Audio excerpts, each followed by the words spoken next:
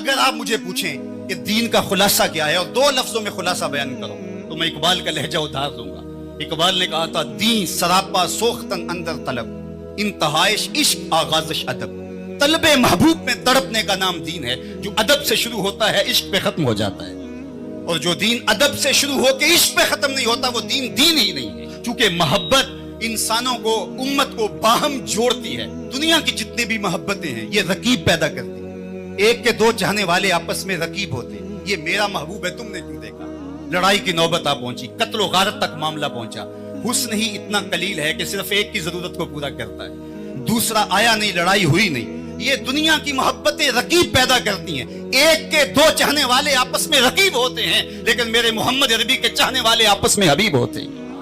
ساری محبتیں رقیب پیدا کرتی ہیں، حضور کی محبت حبیب پیدا کرتی ہے. ہماری محبت کا سبب ذات رسالت ماں ہے.